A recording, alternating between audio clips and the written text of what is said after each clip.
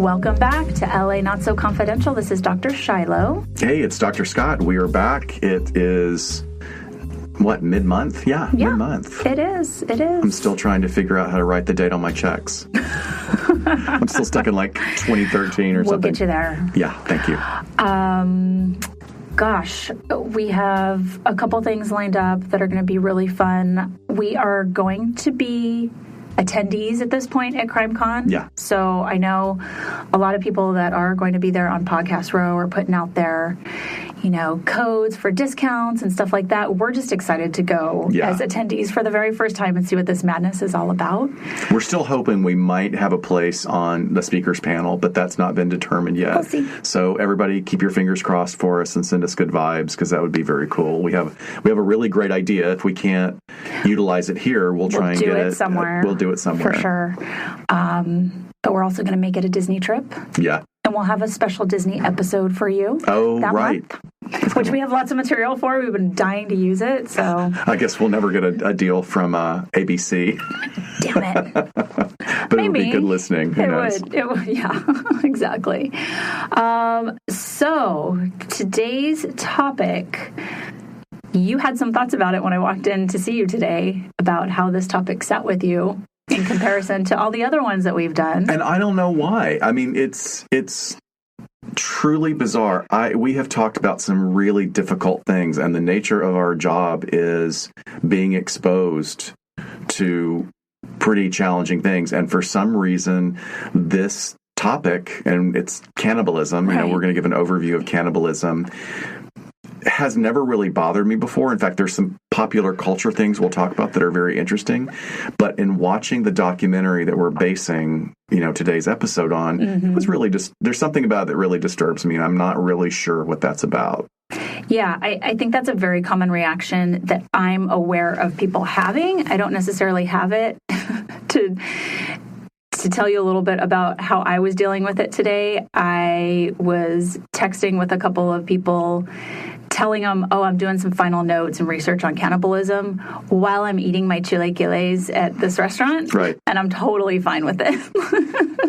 But it's the first one that I kind of thought, do we need to put a disclaimer on here or warning or something?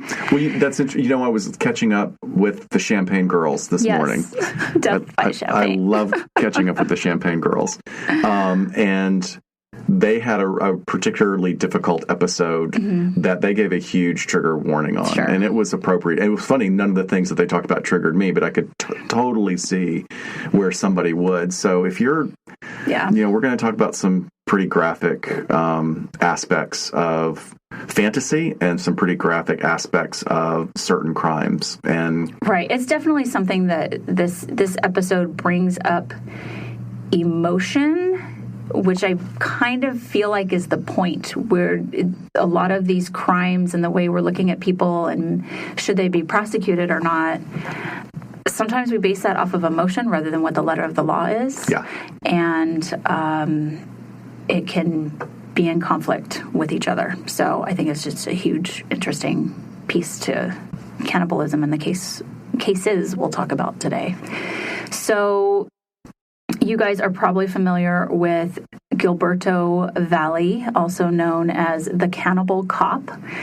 And he was a New York police officer for 7 years. And when he was still on the job there, 25 years old, his wife basically uncovered some really disturbing online behavior of his that included plots to kidnap and cook and eat women.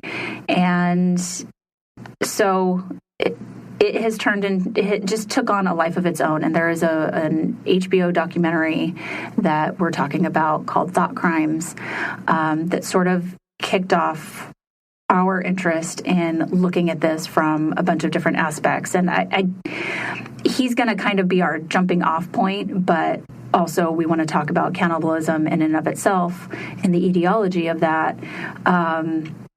And we highly recommend the documentary. I think I bought it for a couple of dollars on YouTube. Yeah. You just log into YouTube and you look for Thought Crimes, Case of the Cannibal Cop. Right. And it's a couple of dollars. It's really worth the purchase because the experts are great. The only one that's pissing me off right now is Alan Dershowitz, whose career is in a complete tailspin. But he has some very succinct legal points to make. But there are there's a psychologist and a psychiatrist and another clinician that I think are really very spot on in their take on this. I also think, it's interesting, and we always kind of talk about the salaciousness of headlines in true crime. Yeah. Oh, and New York, no newspapers, New York newspapers do headlines. I mean, the British ones are pretty terrible. I'm talking strictly U.S. Yeah, okay. But it's definitely the British tabloids. I mean, they would come up with some dark stuff. Just flat out lies, like craziness. Well, John Mulaney does that whole routine about how he does the New York Post headlines is a stupid criminal is a bozo.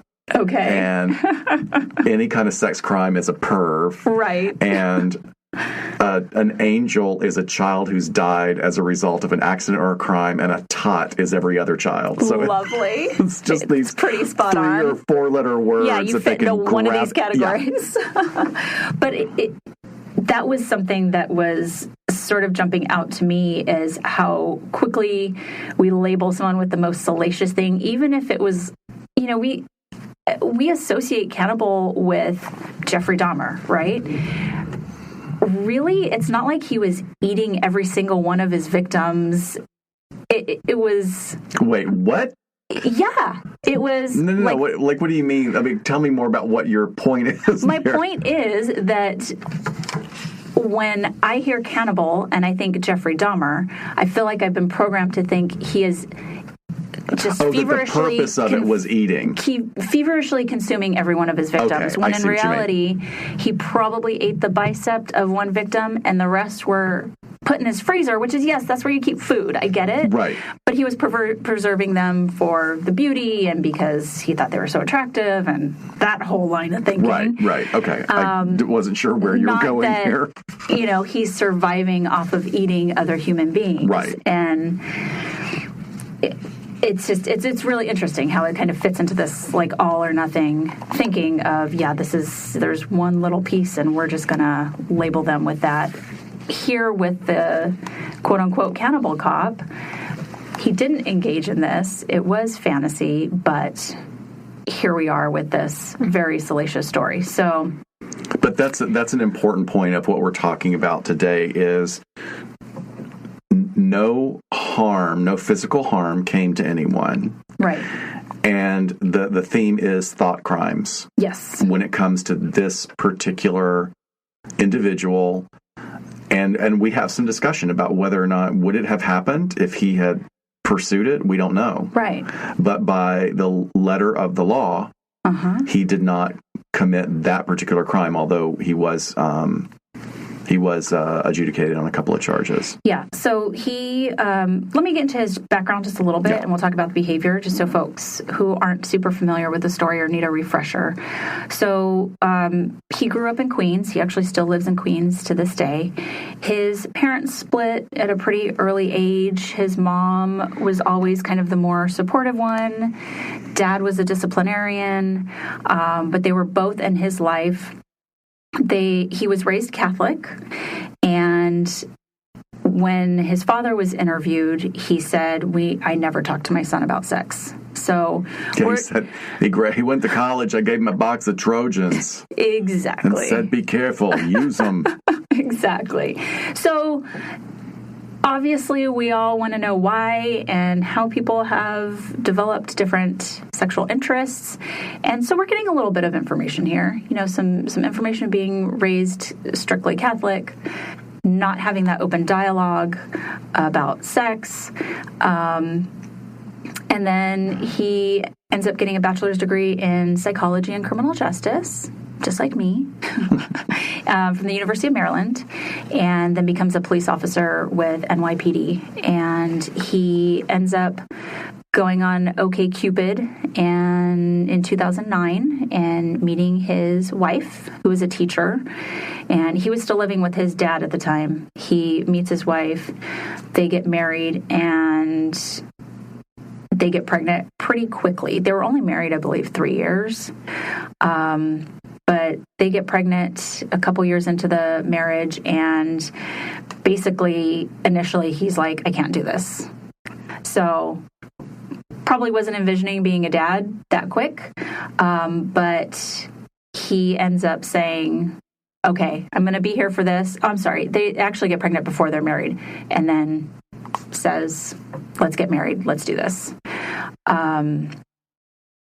And they get married 9 months after their daughter's born, and then their entire marriage is just 3 years total, because she ends up finding out what he is up to online, because he's up all night playing video games or watching television or on the internet, which I think a lot of women in this day and age can relate to, that if there's lacking intimacy, that sometimes their partners are, going to other means to get that. So, and I think he says in the documentary that was he on a shift where they were on different schedules? Yes. Okay. So that was part of him being up late, at least initially. Right. So a lot of times with police officers, there's this, I have to come home and wind down before I can go to bed. So they'll either watch TV or do something else to sort of have that transition in between time, because they're still a little bit too sort of jacked up from the day where they can't just go in and go to sleep. So the shift work probably, is impacting how much he's seeing his wife, but also then not being in bed at the same time and those sort of things. But he ends up staying up way late into the wee morning hours online. And what wife isn't going to be like, who are you talking to online? Or let me check your search history. What's keeping you there rather than coming to bed?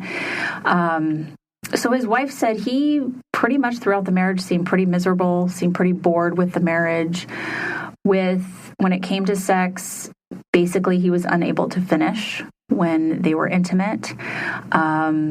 And so there was a lot of avoidant behavior going towards video games or TV or being online.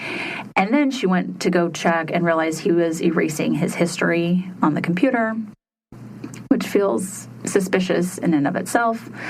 And then ends up finding a file of images and clicking on that, and that sort of takes her to this website called Dark Fetish Network. She also installed a keylogger. At some point, she did install spyware. Then got access to all the websites and chat histories and stuff. So after she finds that he's been saving images from Dark Fetish Network, she does actually confront him about it and says, what's going on? This is, there's a dead woman on the, front page of this website.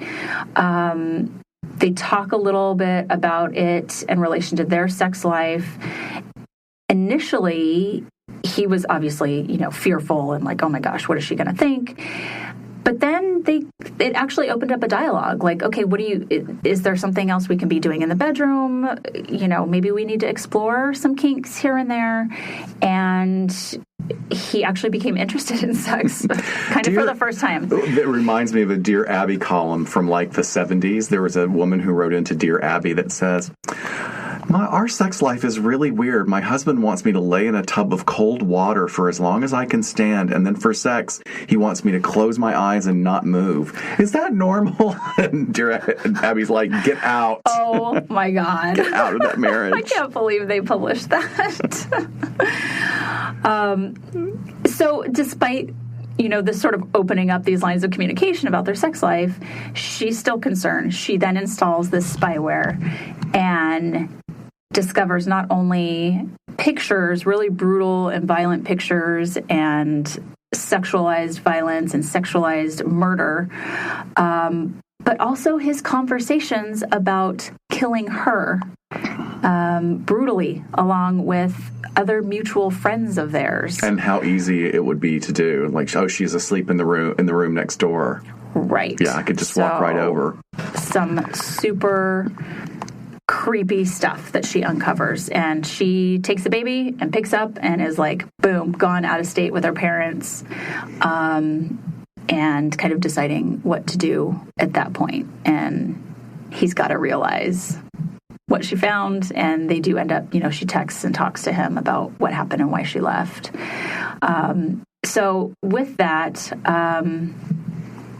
anything you want to add into there before we kind of look at some other stuff? So I wanted to kind of pause here for a moment and talk about sort of these online communities of people that have interests that end up finding each other, because you and I have both seen this in populations we've worked with. Absolutely. That we've probably mentioned a gazillion times before. But he has a statement in the documentary where he says, I realize I'm not the only one out there with these thoughts, and in these places on the web, it's accepted. And I don't know how many times I've heard that, but it's very similar to what we've talked about with incels. Right. It's similar to what we hear with pedophiles. And when you are in this area where you're all finding each other and now in a echo chamber. You're in an echo chamber, absolutely. Of just validating each other, and that's growing stronger, and you have your one place that you can go to and feel accepted for these things that you have in your head. I mean, one of the things that I noticed in watching the documentary and reading a lot of material about the trial and looking at transcripts that are available is that the difference in, like, let's say if we were going to compare it to some of the things that are posted online in the incel community, where we see what they call shitposting and instigating and trolling each other, basically, to whip each other up into these states of who can say the most horrendous things. To get the most attention. To get the most attention, right. Yeah. This was akin to but different in that he talks about being validated as a writer because he was so creative in his descriptions. Like, people really responded to his horrific descriptions of what he was planning on doing. Right. And he was very detailed, and even, like, we'll talk about his later literary aspirations, he continues to get validation for that. Yeah. Sure. So, he's in an echo chamber and he's getting validated for being this really creative, he's kind of his niche of being the best one on there and getting lots of responses. Which is really odd to think about, because if we think about this in terms of a paraphilia, he's basically creating a fantasy narrative that's getting other men off. Yes, that's a really interesting point. And I'm sure, when we talk about cannibalism a little bit more, it's not always sexualized. And for people who have admitted to engaging in cannibalism, they say that wasn't actually a sexual piece of it. There's no part. He accepts responsibility for his behavior, and that's what he does. The intention is, of course, is disputed.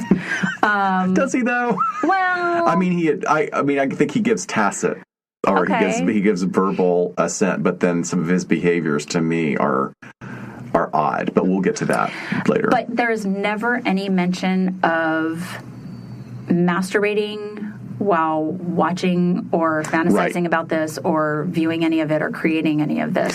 There's not that sexual link that he admits to. I don't doubt that he was doing it. Well, but you're right. He doesn't admit to it. However, there at one point during one of these fantasy conversations he's having with one of his peers, the person says, "I have to stop. This is making me hard." Oh, really? Yeah. Oh, okay. Well, yeah. So he says that, or the other guy says that? The person he's conversing with about their, and I'm using air quotes, about their plans, because that's another thing, is he keeps making these plans that no one ever acts on. Right. So there's about, I think they mentioned like 24 plans that are made, and in 21 of those he actually says this is purely fantasy. Well, those are conversations. They're not necessarily plans, but 24 of the conversations. Okay. Oh, I guess you're saying, so there was the end result was we're talking about what we're going to... Okay, you're right. Okay, you're calling it a plan. So yes, of those, he was asked directly... Fantasy/plan. Yeah. Right. So, and he definitely completely says, this is everything I say is not true. It's just a fantasy. It's make-believe. It's totally make-believe. Don't believe that I'm being truthful. Correct. And that was sort of the whole notion of that website that he was utilizing, or that forum was. Right. That's kind of, on their disclaimer, their front page. You were going to say? However, go ahead. There were 3 times in which he said he was asked if he was serious, and he said yes. So, what do we make of that? Is he escalating? Is he now changing up the script to be more taboo and bring people in? I don't know, right? I mean, it's sort of I wish I could think of the exact example of sort of the story of everything I say is a lie, but I'm telling the truth. Oh, God. Right. So you have to kind of think through that. And I mean, I may be making it more complex than it actually is, but from a legal standpoint, it does make it interesting, like how many times he said, this is just a fantasy. Yep. This is just a fantasy. Yep. And this was something that I felt like was really front and center when I was treating child pornography offenders, not only because there's this constant battle of trying to find research that supports whether or not child pornography offenders escalate and then act out. Right.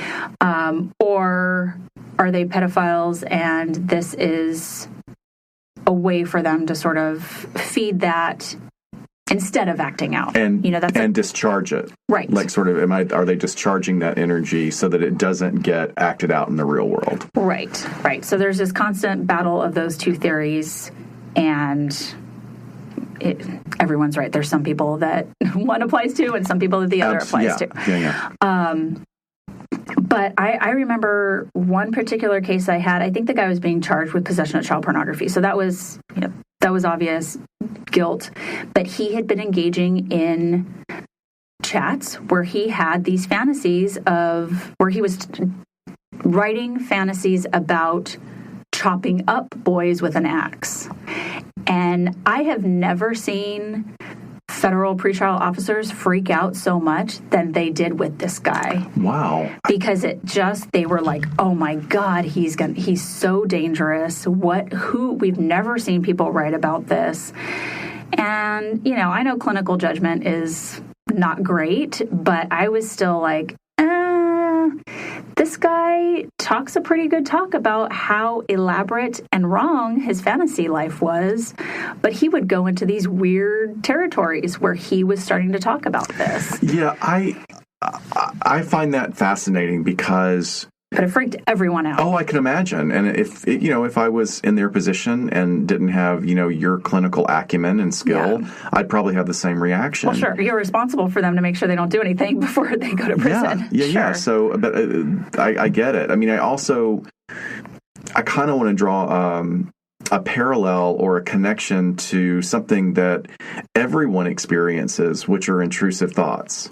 We all experience violent, intrusive thoughts to some extent. And you may think that you don't experience them, but you do. And certainly some people who are use an internal process of dealing with anger probably deal with them more than other people. I just had this conversation with a client today. Really? But it's normal, totally. Right? You stand on the edge of the cliff and you think, what would happen if I jumped off? You stand on the edge of the subway platform and think, oh my gosh, I could push that person right in front of the train. Right. And I'm not, I'm sure there are some people listening that are going, I've never thought of that.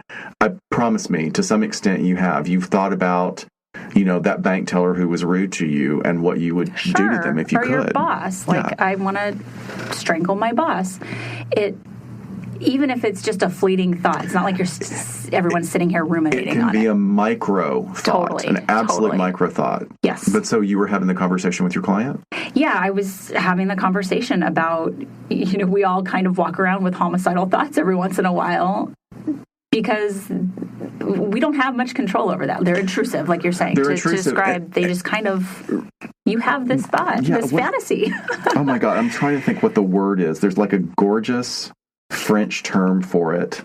You're so good at giving us all the French terms. Oh, it's wonderful. You know what? I'll probably find it before we end, but it's basically a French pronunciation of standing on the edge of oblivion. Mm-hmm. And so it's sort of this like dealing with existential conflict of emotions internally. Right.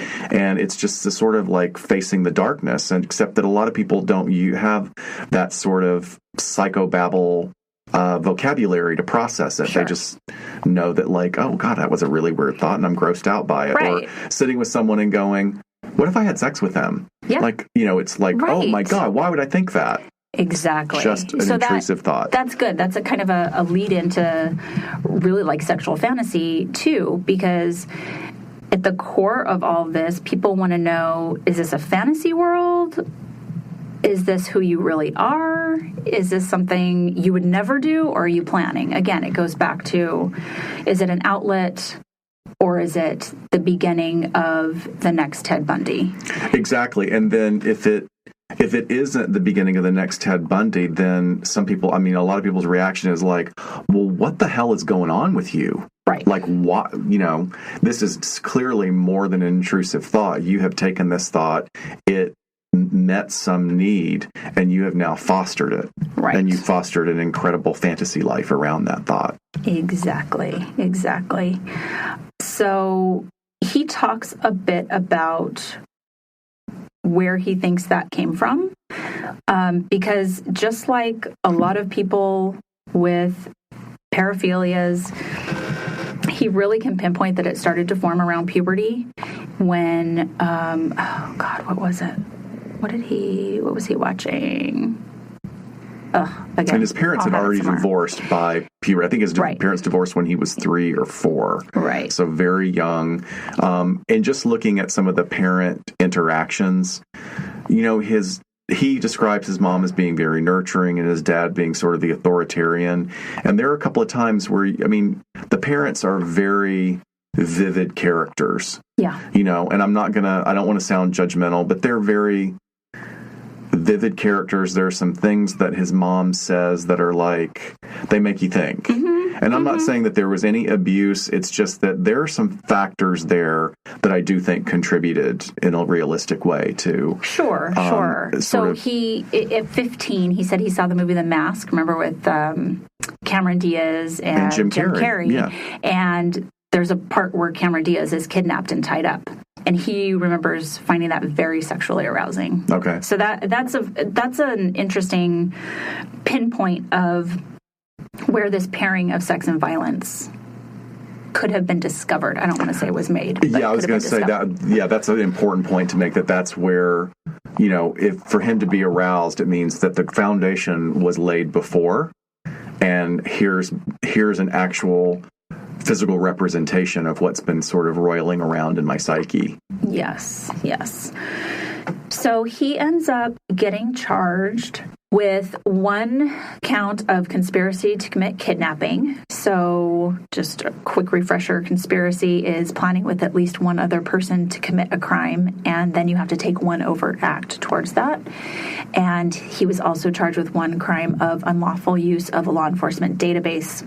So as somebody who has access to a law enforcement database that has personal information about lots of people in this world, you are not allowed to use that for personal use. It is for investigative purposes. It is for, running a suspect to see what his criminal history is. You have to do training and take a test and swear up and down that you are not going to use this to look up where your ex-boyfriend currently lives. Absolutely. It's also, and beyond just direct, you might be looking, there might be somebody that's deceased, but you were like, we got to look at the family members, we've got to find some kind of connection. Right. It can be extended beyond just the initial point. But once again, you don't do it in hospitals. Right. The big case out here with Cedars-Sinai years ago was there was some idiot that looked into Britney Spears' psychiatric hold, and then they were telling all their friends, and that was a huge huge confidentiality breach. Yeah. So in the law enforcement world, there's not confidentiality, but there are privacy rights. Yes. So it's a little different it would be outside of the scope of your duties of your job, and you're trusted with this database or databases that are just have tons of private information about people. So once his wife ended up calling the police about what she found, of course, his job is going to start their own internal investigation as well. But come to find out, he did end up looking up home addresses of some of the people that he was talking about kidnapping, who were ranged from, like I said, mutual friends of him and his wife to women he had gone to college with and known personally, to people that he was like in common Facebook groups with, like from his high school, so an alumni group. And there was a younger girl on there who he kind of became fixated on and had as one of the people in his plan. So that's why he was ended up charged with the unlawful use of the law enforcement database, which is a really serious thing. People get fired for that. Oh, all the time, constantly, the time. And they should. Yeah, clearly absolutely. They should. And so these were federal charges. I just want to, probably because of the internet issue, because who has jurisdiction over the internet? We've decided basically the feds do, especially when this occurred. And then it was like 2013. And then because he's a police officer as well, usually that's handled in federal court. So I think the real big piece of this, not only the ick factor that cannibalism elicits in people, and the thought crimes piece, which is just kind of was blowing people's minds at that time. But the fact that he was a police officer really was kind of the icing on top of all of that.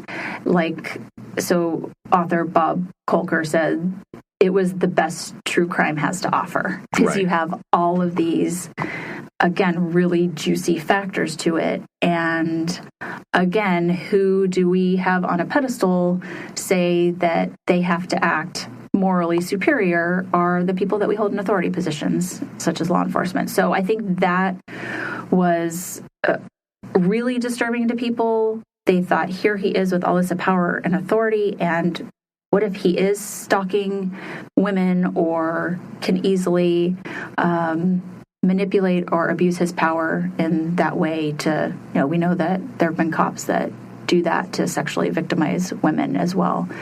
And even Park Dietz talks about this in his studies, and Park Dietz is another big name in forensic psychiatry. But he talks about that law enforcement is one of the fields that certain personalities are drawn to for that purpose, to take the role of either they have a hero complex, or if they have predatory tendencies, then there's always an excuse to be looking at people. Right? Yeah, absolutely. And the first thing we do when a cop does something just egregious like this is we always want to go back to their pre-employment, because they get screened, right? Police officers get psychological screenings, and we always want to go back and say, like, oh, what did we miss? Or what was there that we didn't pay attention to and decide to hire him anyway? And which is such a... I don't know how fruitful that is, because you can conjecture nonstop about looking. If you looked at a cop, a cop messes up and you go and you look at their thing, and then it's basically just sort of we're all pissing in the wind, figuring something out. Because you and I have talked about this, about like the guy that got referred to me for a consultation, not a client, so I'm not broaching any confidentiality, but a guy that was a former actor that wanted to become a cop, and he could not pass the psych exam. Right. He passed everything with flying colors, except he had not been in a long-term relationship. Yep. And because that's a big marker for law enforcement. Yeah, stability and that, or what they think that represents. I think that's a little bit, I don't know what kind of ism that is, but it feels classist or something. It does. It does. Because, I think my conversations with him was he was a pretty amazing guy with an amazing life and was ready to transition into something else. But you're saying because he wasn't ever married or he didn't have a relationship beyond a couple of years, Yeah, But I know. But as a I know. therapist, I don't know. Anyway, that was an example that along the lines of what you're talking about. What is an MMPI going to tell you about some guy who has a fantasy, 7 years down the line about cannibalism? Right. You're not going to capture that information. It's a rule out for psychopathology, definitely, but not everything is on an MMPI. Exactly. And he's never going to divulge that in a clinical interview. So right, you're just painting with a broad brush. And actually, and this guy kind of told on himself, and anyway. Yeah. So in going to, we circled around this and we talked about some of the issues. I'm sure most of the people who are listening to this are familiar with this case, but what Gilberto did was he made elaborate plans in these in these fantasies. I won't call them sexual fantasies. In these cannibalistic, violent, homicidal themes. And they're brutal themes. And reading some of the transcripts, basically over and over again, they were elaborate plans for the kidnap, torture, rape, evisceration, exsanguination, cooking, and eating of women. So exsanguination meaning draining of blood, dismemberment, everything. And the plans were incredibly elaborate, like down to we have to buy this kind of car with this kind of plate, this kind of rope, this kind of duct tape. I think he said he had a house upstate. Right, like out in the woods somewhere. That was 3/4, and it was very distinct, like 3/4 of a mile away from everyone, which is about what you need in a forest, or, in a secluded area buffered by trees that will dampen sound. So he had done some research even there. That there was a basement with an oven that was big enough and a ceiling that was high enough to string the victim up. None of which was true. None of that existed. None of it existed. He never purchased a single object. Right. So this takes us back to, there are so many themes that this brings up.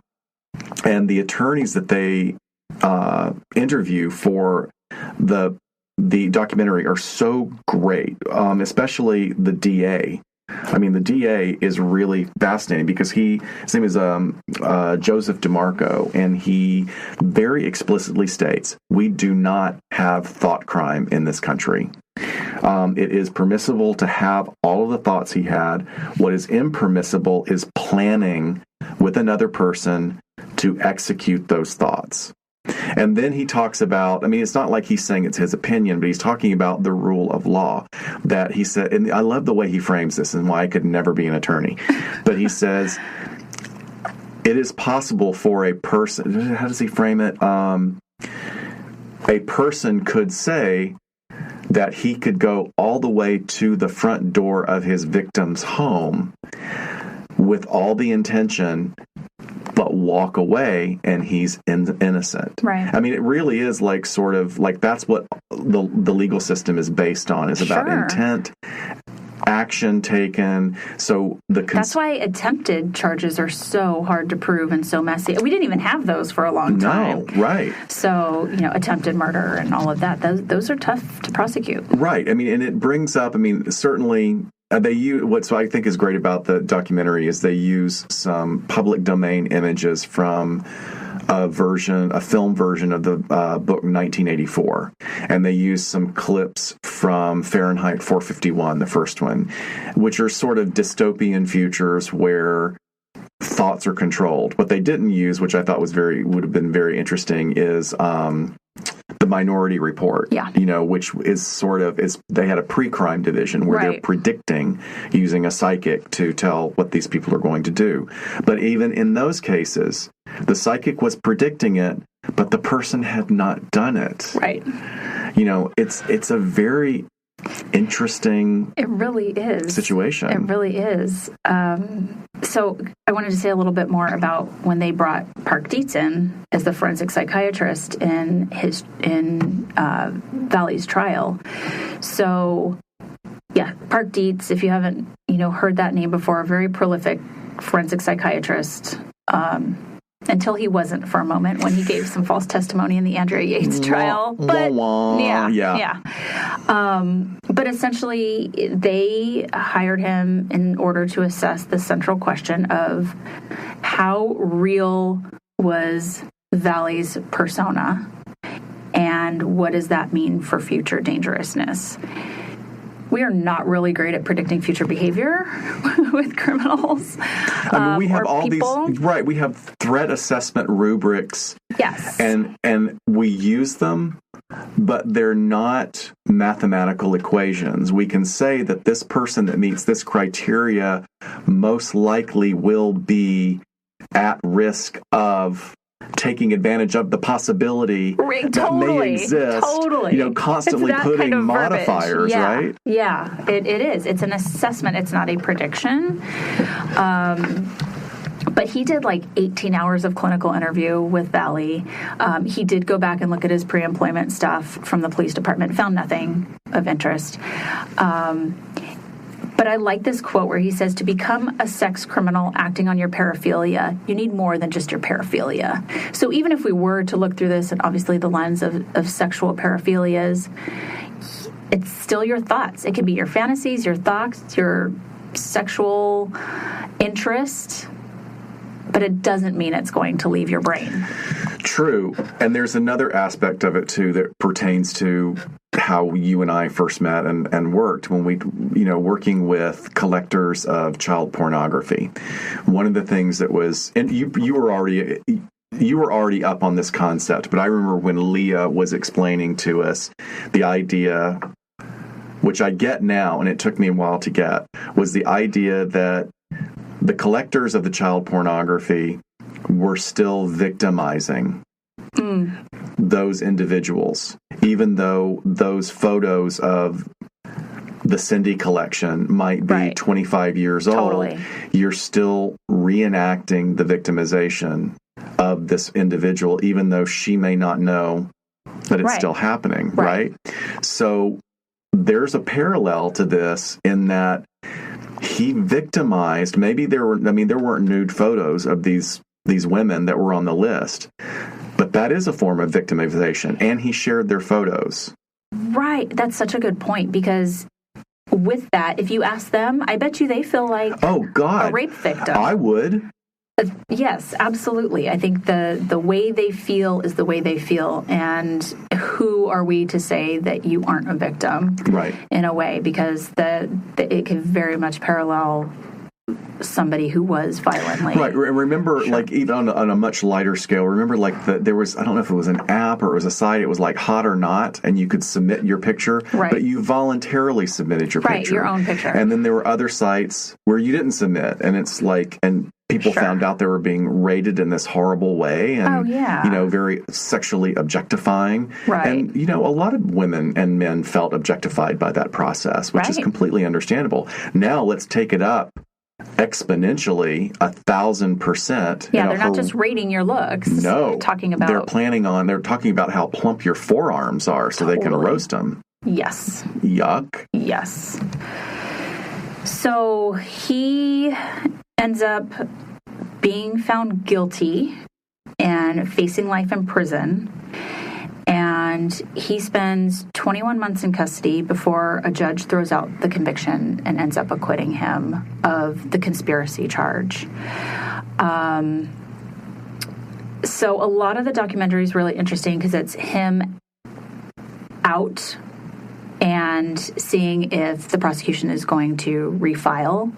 And so he's kind of back in this pretrial process where he has the ankle monitor and he has to be on home confinement with his mom, and basically is not able to leave the house, and how he's sort of complaining about some of those issues rather than, I'm grateful I'm not in prison right now. Yeah, I'm gonna rant on that. Yeah, please. But that's where a lot of the headlines came out, like son enjoys home cooked meal by mom, and then it was a lot more rude than that. It was like finally getting his fill of mom. It's just like really gross. Every pun about eating or cannibalism, and then the documentary, it's like every 2 minutes they're showing them cooking. Well, see, that's the bias that I felt was going on. Is like, I mean, bacon. The talking heads are great. They have some really smart talking heads.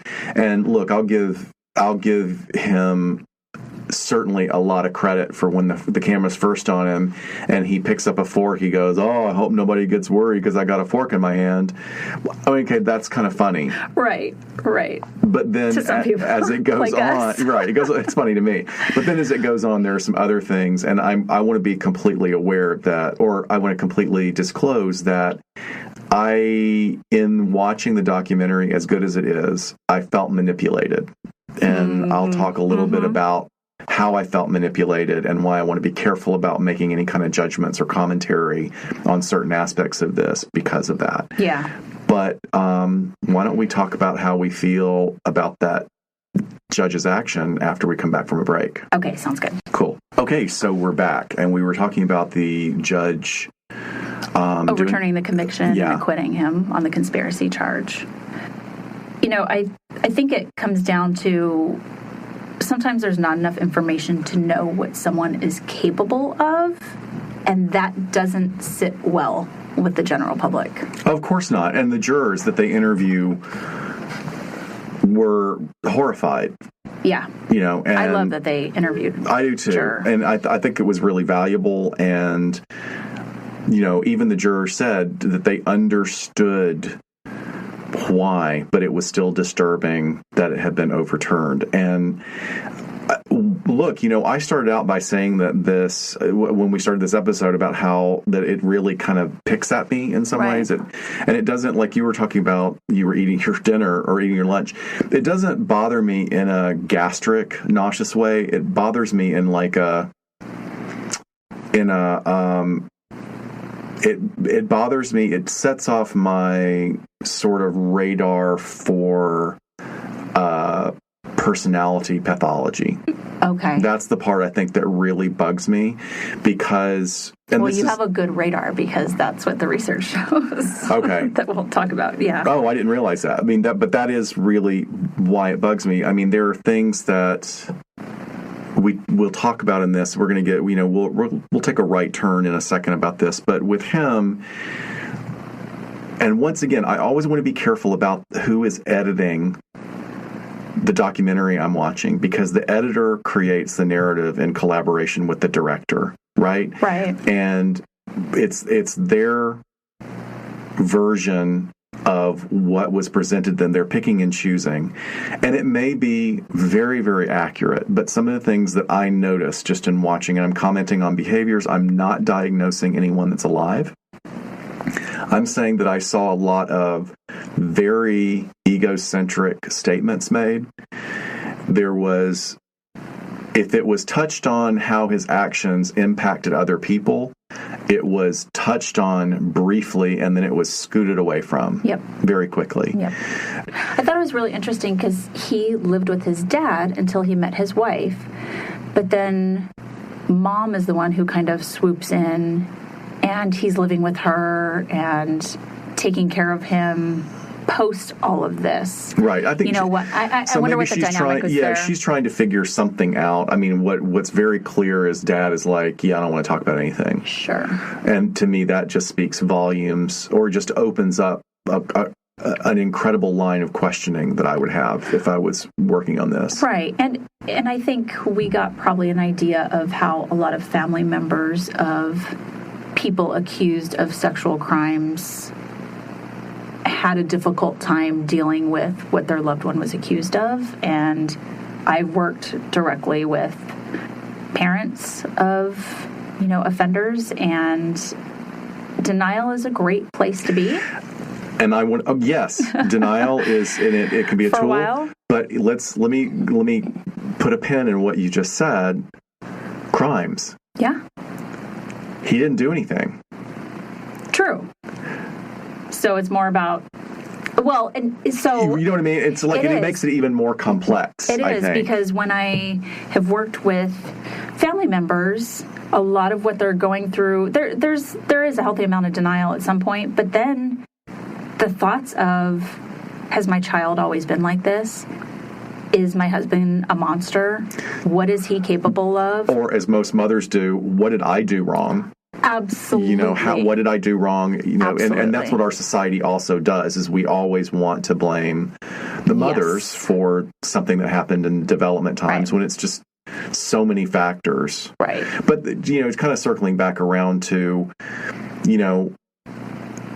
he just had this sort of laissez-faire attitude about the depth of how his actions affected other people, the victims, the women that he wrote about, his ex-wife, impacting his family. It just didn't really seem to sink in. Right. And what's he done now? You want to talk about that? So he is now a horror fiction novelist. Not going to read any of his books, not going to download them to look at an excerpt, but he is channeling that creative outlet. Yeah, and he's getting, the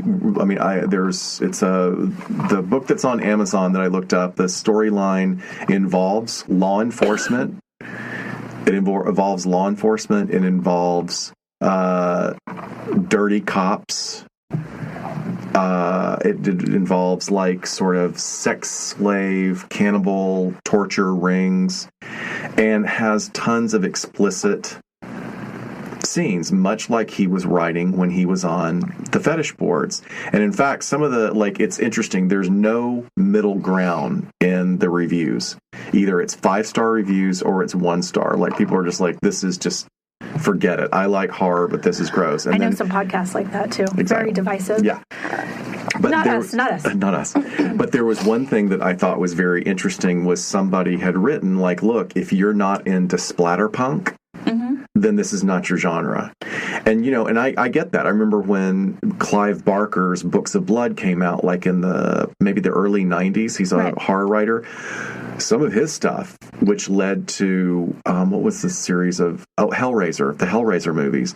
Those are really pushing the limits for, and it was the beginning of sort of torture porn in a way. Right. But mild compared to Saw and Hostel and some of the movies that are out there now. But for the time, but for the time, it was very, very controversial. So that begs the question: what's the difference between him sitting in his bedroom typing this on a computer, and now he's publishing it, people are consuming it, no pun intended,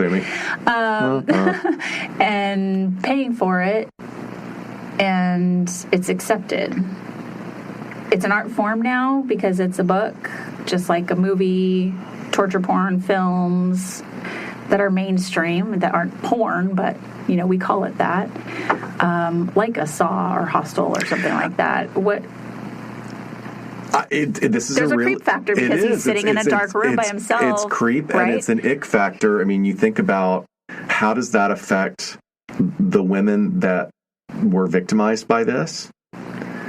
That he is now, a somewhat renowned author, and he's speaking at a convention, and that there are people glorifying him. I mean, this is weird. It's kind of meta because we're in this world too, right? Totally. So this is a really meta conversation to have. But I remember, several years ago, my friend Marin Maisie, who passed away a couple of years ago, she was a big Broadway star, and they did a musical version of Bullets Over Broadway. That is a great Woody Allen film. It's a great Woody Allen film. And they did a really great musical version of the film, and it was poised to be a big hit. But all the scandal broke. Gotcha. Even more scandal came forward from Mia Farrow, his ex-wife. And this is way beyond Soon Yi. And man, they shut that show down immediately. It was gone. The theater community was like, no, we don't do that. So there's a version of someone who has supposedly engaged in these actions, and his art form is shut down, or they don't take a chance on it, versus this. Yes. But the art form in this case, in and of itself, is the problematic issue as well as the person. Exactly. Whereas in this, it was just the person. Yeah. Yeah, had nothing to do. Yeah. Yeah, it's just all, and I think that's why, having him, Valley was a speaker at CrimeCon last year in 2019, and from what I hear, we weren't there, but it was very divisive in the sense that some people didn't want to step in the room with him. Yet fascinating topic to talk about thought crimes and use this as a case presentation to bring this out in the open. So, of course, there were appeals in his case, but the federal appeals court upheld the overturning of his conviction. They said, quote, "We didn't want to give the government the power to punish us for our thoughts and not our actions." I get it. I completely get it on that level. And I think that's probably, this is what we call a dialectic, is sitting in distress tolerance of a really difficult situation where you respect, like, this is what the legal system says and this is what defines our freedoms, right, versus something that is really uncomfortable and gross and has an ick factor. Mm-hmm. And in the documentary, there's a British journalist who's a contributor for The Guardian. Her name is Laurie Penny, and she said something I think that was really, really succinct and profound. And I really like it, so I'm going to quote her here. "What makes someone an ethical human being isn't what they think, but what they choose to do with their thoughts. No action on those thoughts or displacement. It's in the gap between thought and action is where people discover what kind of people they are." Absolutely. And I just think that kind of nails all of it, right? Yes, that's my style of therapy right there. Yeah. Cognitive behavioral and keeping people from engaging in problematic behaviors. Because it all starts with your thoughts and your emotions and feeds each other. So. Yeah. Another pun. Sorry. I need to stop. But there's a lot of this in popular culture as well that has been fascinating. One of the big sort of slasher movies from my youth was The Hills Have Eyes, which is about nuclear mutated cannibals in the Southwest. It's a really great, suspenseful, and even funny movie. There's some things in it that are really funny. And cannibalism has been, in several different big-time movies. There's a lot of books about it. What's interesting to me is how many French films there are. Yeah, what's up with that? It's a cuisine country, right? Okay. I don't hear a lot of Italians talking about it, but but in the French, and also what's very interesting, fava beans from France. Very refined. Of course, we can't get away from this without mentioning, Hannibal the Cannibal, the Dr. Lecter. Sure. But the one of the things that I find really interesting is that how the ideas of cannibalism permeate so much of our culture and our religion, whether or not we're aware of it, that Christianity has this sort of, if you're a Catholic, then you believe in the concept of transubstantiation, which is the conversion of wine and bread into flesh and blood of Christ, and you imbibe that and thereby take in the Holy Spirit and become clean again. So that's working on some way, way pre-Christian ideas in mythology, which you had brought up. Like you were going to talk about the Greek mythology. So the first that I could find of mentioning anything about cannibalism also referred as anthropophagy, which is eating of the victim's flesh or slicing off parts of the flesh from the body to consume, would be by the Greek writer Herodotus, who wrote the histories. So it's kind of the first written history rather than anything that was told beyond just kind of bullet points or spoken to people to carry on. So he talked about tribes in an area that is now like eastern Iran who wore scalps of men on their chests, and this is like 440 BC.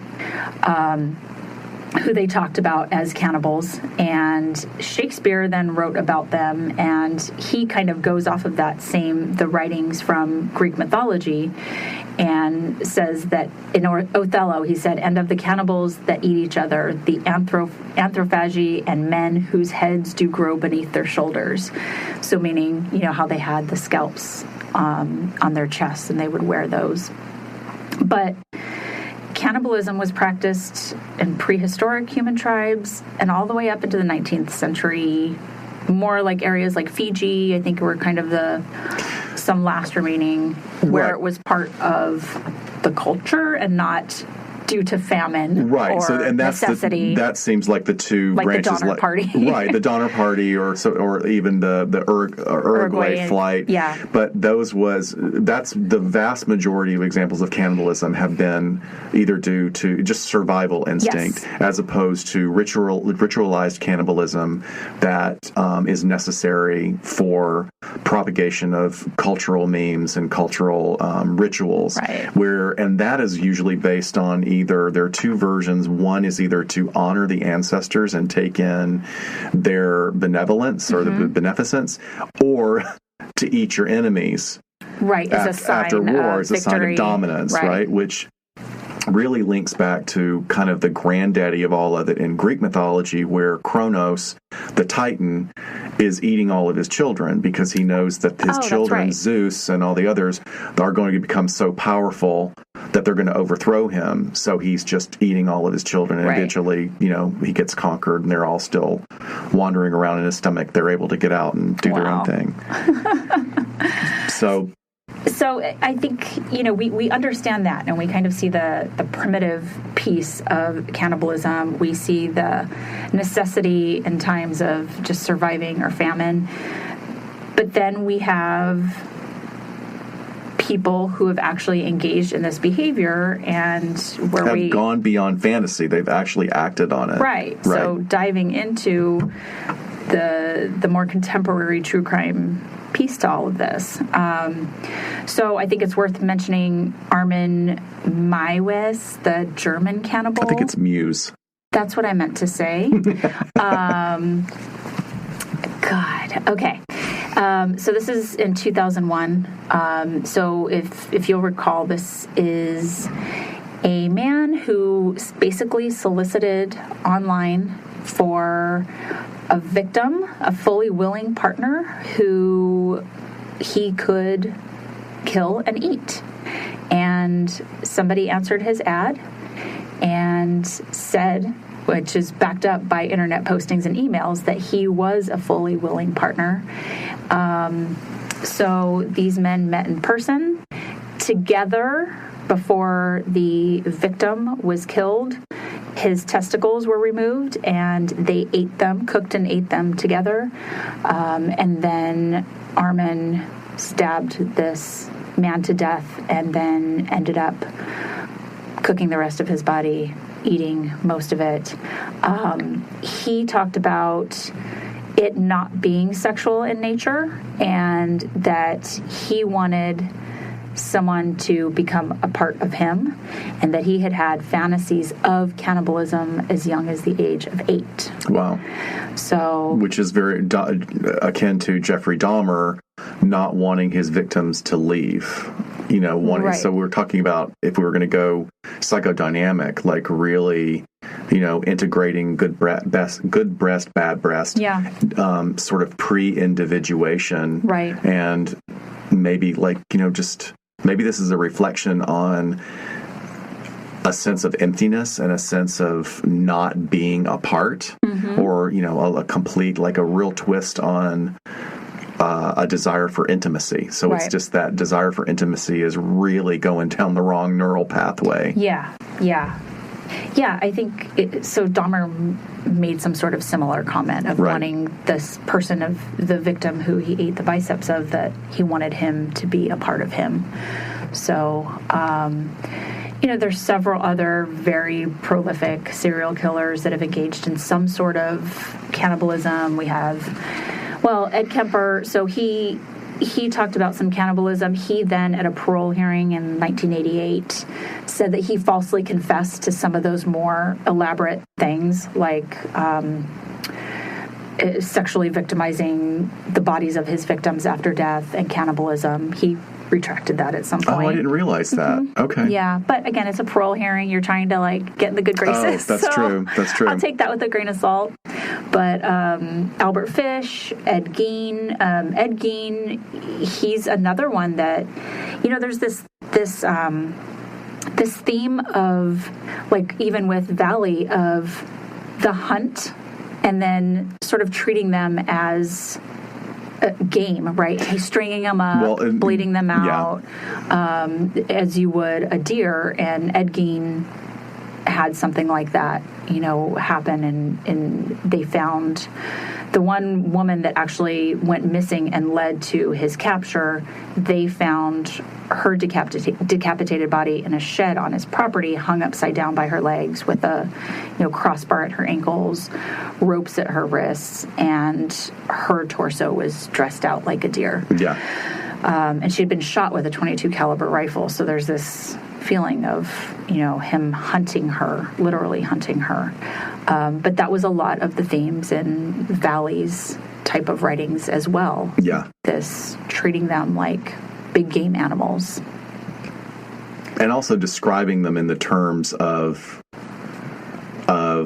big game animals that you're going to consume, talking about sort of certain, especially with his wife, talking about like the size of her legs and the size of her arms, and there's a lot of meat on this part.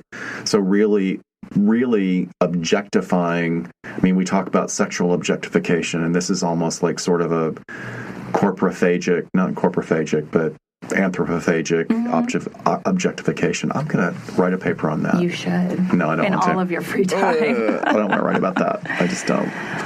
And then I also want to talk about a case that just happened over Christmas this last year, and this was in Michigan.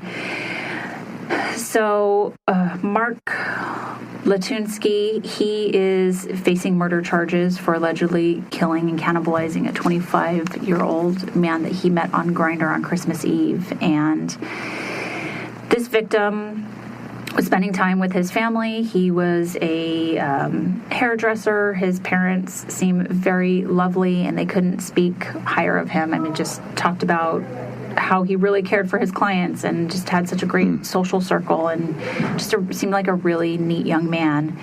And he was hanging out with some friends on Christmas Eve and decided to go meet a man that he found on Grindr, and he did not show up for Christmas breakfast the next morning at his parents' house. So immediately his friends and family reported him missing, and the police found his car, and his cell phone was in his car. All of his belongings were in his car, but the cell phone led him, the app, right to the man's house that he went to, this Latunsky.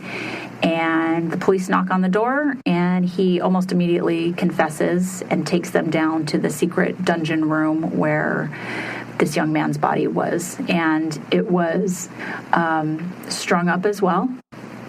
He confessed to slicing off this young man's testicles and cooking them and eating them. What is it with the testicles? Like, is that like the ultimate source of life for consuming and having someone be a part of you? I don't know. I mean, I remember being, in all seriousness, like, I'm not trying to be funny or anything. I mean, I do know that it's considered a delicacy in many cultures, not human testicles, but like right. Even when I was working in Taiwan years ago, like when we were taken out by, sort of patrons of our show, they would like one of this rooster testicle stew was like supposed to be a delicacy, and I don't know if I'd be adventurous enough to eat it now. It wasn't then. I was faking it, but throwing it over your shoulder. But isn't it interesting that that's the point? I mean, it's also like the most, it's male genitalia. It's on the outside of the body. It's the most nerve endings. The most nerve responsive. So it's also like, does it represent life and power? Does it represent domination? I'm going to take the thing that's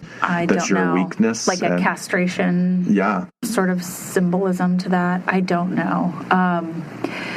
But since this man's arrest, several other men have come forward and said, we had some really scary interactions with him. We escaped his home. One guy talked about him. He was wrapped in saran wrap, and then this guy started marking off portions of his body like you would with an animal, of the shank and the, different portions of meat. And he was able to convince him. Yeah, he was able to convince him to let him go. So this man is estranged from a current husband the suspect, also has an ex-wife with whom he has 4 children. He worked as a chemist, but there is a lot of court records, especially with the custody issues with the children, that talk about his extensive mental health history. So he has, there's diagnoses listed from recurrent and chronic major depression with psychotic features, adjustment disorders with depression and anxiety, paranoid schizophrenia, borderline personality traits, like a ton of stuff. And those are, I mean, every one of those, I mean, especially is all leading back to what I'm going to talk about in a second is psychosis, because that's a very common factor in the very few scientific studies that exist about cannibalism. That has been a common factor. Yeah. So what happened? Can you imagine those cops on Christmas Day? God, you have probably like a complete skeleton crew, just. And here's a guy that he's confessing, and how many times? I mean, look, I've been on calls with law enforcement where you get told that you're going to walk into something that's horrible, and you walk in and it's actually, it's right. not, because the person is either delusional or it's not what you think it is. And sometimes it's bad. Sure. But I'm just trying to place myself in the head of those cops and not knowing what to expect and being told, oh, okay, I did it. How many times do cops hear false confessions? They hear it a lot, right. from mentally ill people. And the cops have been to this guy's house a ton of times for different things. So they said 10 times in the last, once a year. But if he's lived in the same place, the same police department probably knows. Do you know what they're for? What the calls are for? Totally. There's been a lot of it was child custody stuff. Okay. He had been accused of kidnapping his own kids. I think it was more like a failure to return them. Right.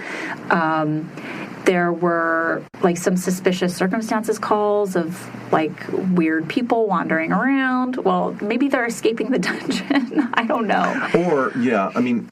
But what I was going to say is, this could be that kind of local weird guy that the cops kind of know of. Yeah. And, let me take you down to the basement and show you what's down there. And, the flip side of this situation like this, I remember in my private practice many years ago, there was a guy who, this was at the beginning of apps and people meeting in apps, and he said, there's a really hot guy, over on the other side of town that I've been having this really hot talk with, but I'm kind of not sure what to do, and so I have no idea where this is going to go. So he starts describing it, and basically it was a rape fantasy, but the person on the other end, the male on the other end, supposedly male on the other end of the app, was explaining to him that he had a rape fantasy, and he wanted my client to come over at night, climb in through the bedroom window, and make it as real as possible. Right. And they had been talking about it for weeks, and my client was, there are a lot of times, look, as a therapist, you go, well, how do you feel about that? Well, what do you think what are the consequences? And this is one of the times where I went, no, you're not going to do that, because even if it's real, it's just going to be a fantasy and it's going to be a sexual encounter, that's incredibly dangerous. It's incredibly dangerous all the way around. Right. There are legal ramifications for you. Sure, a neighbor sees you sneaking in the window. And absolutely. I mean, and this was long before everybody was having the conversations about consent. Sure. But beyond consent, let's just talk about not being Don't dumb. Put yourself in a risky situation, and always screenshot your messages. You sound like you're pretty experienced at always screenshot your messages, turn on your location so people know where you are. That poor family. I feel so badly for that victim's family and for him. I wanted to add, the victim's name is Kevin Bacon, and the actor Kevin Bacon immediately sent out his condolences and then was able to help the family financially with funeral services, which I thought was so touching. Funny and weird and sweet and sad all at the same time. I know. But very kind. He has a great reputation. He's supposed to be really great. You were going to talk about psychosis? Yeah, I mean, this is really, like I say many times, is there are so many areas of psychology that even you just subdivide it and subdivide it and subdivide it, and you go in and you don't realize that there's just so much to pull from, and that there's actually been research, maybe not a ton of research, but somebody has actually made an effort. And I wanted to talk about some of the terms that we use and then the study that we found. One of them is erotophonophilia, and that's a sexual paraphilia where the individuals have extreme violent fantasies, and they go on to typically kill their victims and mutilate the victims, particularly the sexual organs. So it has a name. We call them, it's basically lust murderers, and the theory is that Jack the Ripper, most likely, if it was one person, that Jack the Ripper fits the profile for that. And then others are some of the, you talk about Ed Gein, Jeffrey Dahmer, Albert Fish, Issei Sagawa, and Andrei Chikatilo, are all people that have engaged in lust murders and eaten their victims. There's also another one called vorarophilia, and this is definitely a sexual paraphilia, where individuals are either aroused by the idea of being eating another person, and or observing it happen to someone else, but only for the purposes of sexual gratification.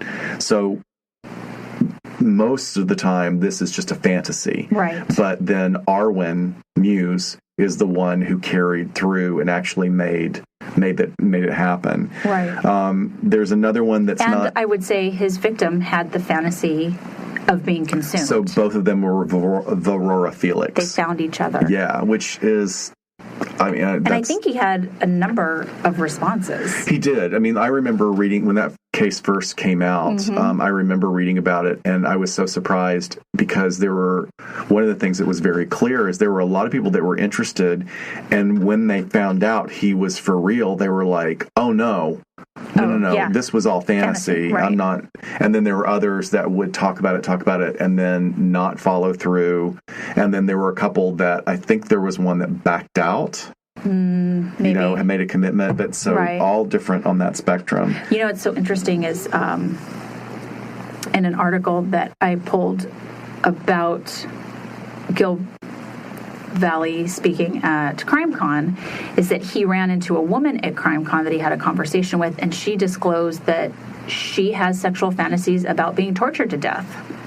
And so it's kind of this weird flip side to complement his sort of in this way. I think it was also another interesting misdirection on his part of like, well, there's other people who fantasize about this, and bringing that up instead of which may be true, but that doesn't minimize what his actions are. Right. But the thing I want to say about the research that was very interesting is that they looked at a small sampling of cases. It was very small. It's only 5. But these were all people who had cannibalistic fantasies or plans, and what they all had in common was the plans went back very early to, like you were saying, the age of 8 was when it was recognized.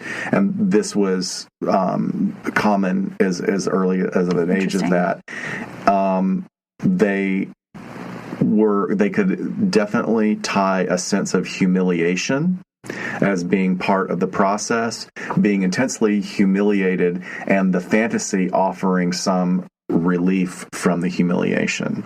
Now, the other common factor was that they had psychosis of some type, like significant psychosis. Right. So psychosis can happen on a spectrum, and like you gave a potential diagnosis for the case you gave was major depressive disorder. People can get so depressed that it flips a switch in their brain to where they become psychotic. Right. So when they're in their depressive episode, they can have hallucinations or be delusional. Have beliefs that are absolutely realistic to them that are not true. You can experience psychosis as a result of a very high, long, severe mania or manic period.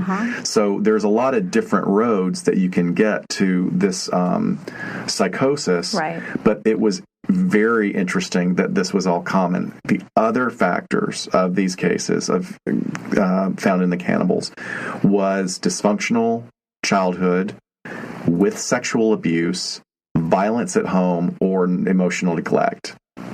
So they all fit a demographic, aged 18 to 36 male. Interesting. That's very interesting. Yeah. I mean, we're certainly not seeing female cannibals. I mean, the closest thing we see to female cannibals is when people are sanguiphiliacs, which is like vampires, if they are really turned on by sort of the bloodletting, and blood consumption. Right. But that, is kind of going off. That's really going off into another. Yeah. And then that never really veers into taking someone's life, where this one does. No.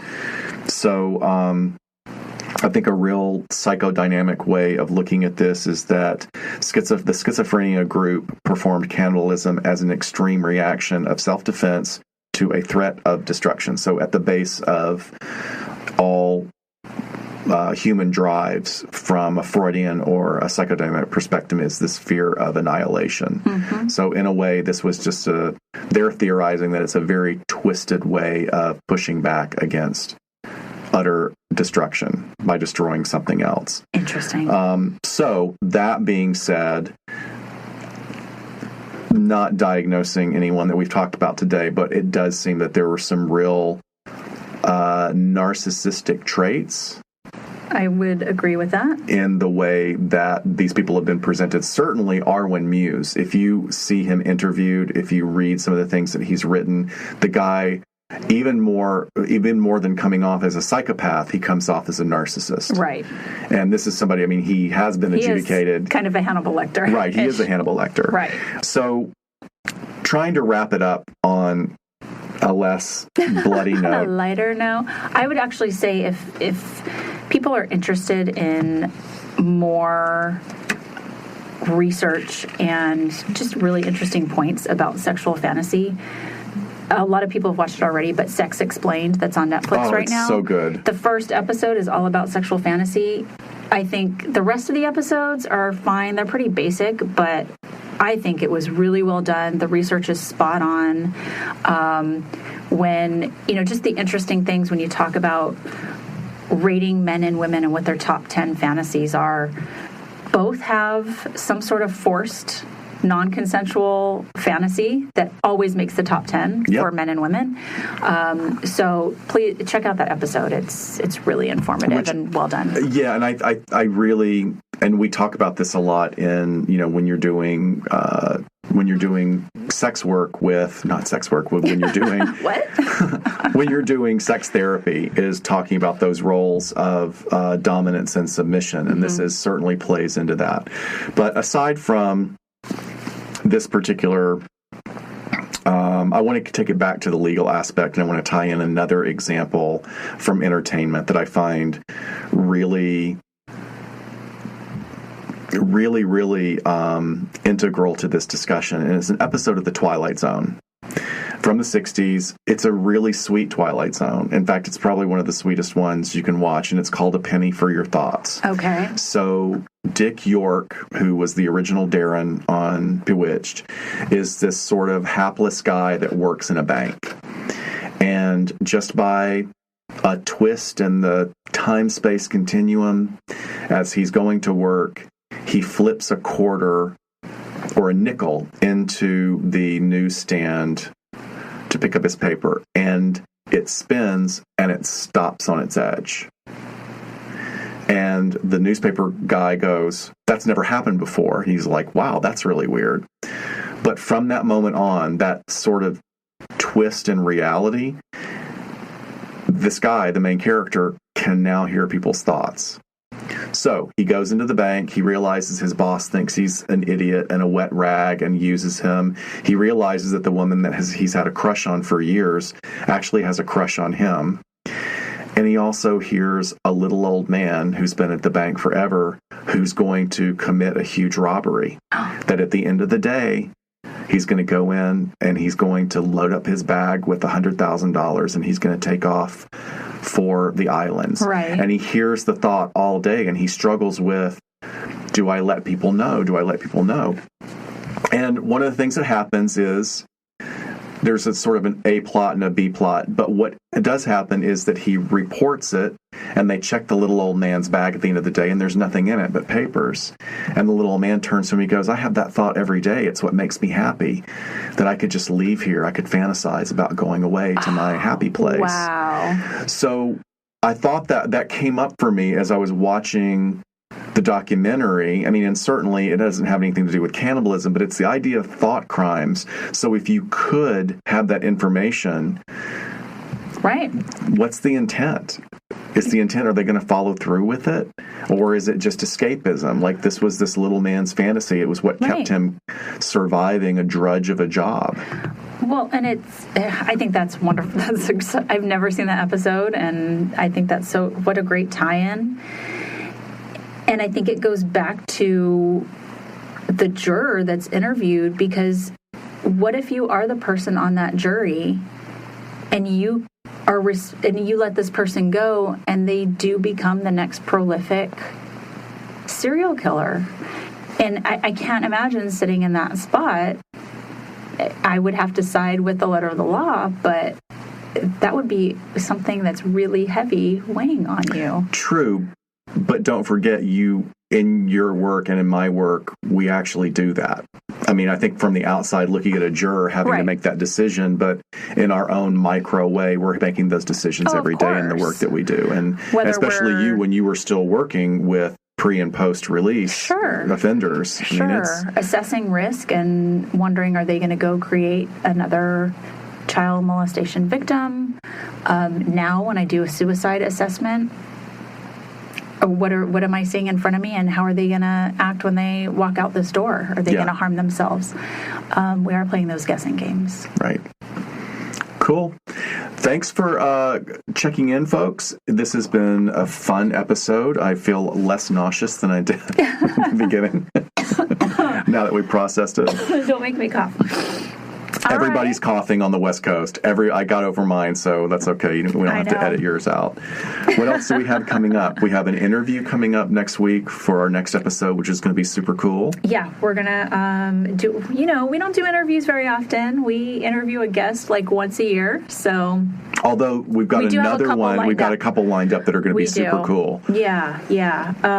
But I have some ideas of some really cool episodes, so I want to get some of this stuff out. Some stuff that's kind of been on the back burner for a while that I'm like, why haven't we done this? And you guys that are on our Facebook group, we are getting all your messages. We've just been swamped getting back from the holidays. Your ideas are so awesome, and your comments are so awesome. We love all the interaction. All of the suggestions. Everything is saved. So we appreciate you guys so much. And like Scott was saying, it's really cool to go back and just look at the analytics of how far we've come in 2.5 years. And it's crazy. It just blows our mind.